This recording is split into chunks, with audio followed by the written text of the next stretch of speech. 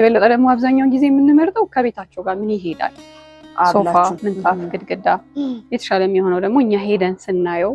ሳይዙ ለክተን ከቤታቸው ጋር ምን ያስኬዳል የሚለው ከነሱ ጋር አብረን አውርተን ሲመረጥ አሪፍ ይሆናል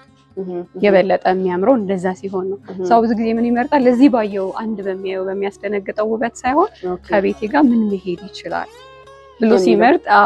እዚህ ባየው ውበት ሳይሆን ቤት ሲሄድ ረጅም ጊዜ ሲያዩ የሚወደው ነገር ቢሆን ይመረጣል